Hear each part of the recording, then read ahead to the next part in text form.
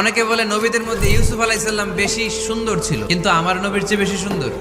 ইউসুফ আলাইহিস সালামের চেহারা দেখে মিশরের মেয়েরা এত সুন্দর নবী ইউসুফ আলাইহিস সালামকে দেখে লেবু কাটতে যে আঙ্গুল কেটে ফেলেছিল। এই কথা যখন আমাদের প্রিয় নবীর স্ত্রী আমাদের আম্মা জান আয়েশা রাদিয়াল্লাহু তাআলা আনহা শুনলেন, উনি বললেন, ও মিশরের নারীরা, তোমরা ইউসুফ নবীর চেহারা দেখে লেবু কাটতে যে আঙ্গুল কেটেছো, তোমরা যদি আমার স্বামী আমার নবী প্রিয় নবীর চেহারা দেখতা, তাহলে লেবু কাটতে যে আঙ্গুল নয়, কলিজাটা কেটে খান খান করে দিতা।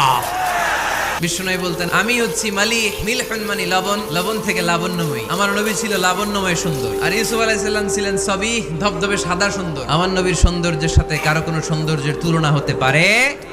বিষ্ণু ইসলাম বলেন, গোটা বিশ্বের মানুষকে আল্লাহ দুই ভাগ করলেন, এক ভাগ জান্নাতি, এক ভাগ জাহান্নামী। আমারে জান্নাতীদের মধ্যে ফেললেন। কুরাইশ বংশে অনেক খানদান আছে, আমারে হাশিমি খানদানে ফেললেন। হাশিমি খানদানে অনেক পরিবার আছে, আমারে শ্রেষ্ঠ পরিবারে ফেললেন। যে কোনো ক্রাইটেরিয়ায় হোক, মানদণ্ডে হোক, গোটা বিশ্বের মধ্যে আমি সেরা। চিল্লায় বলেন ঠিক কিনা?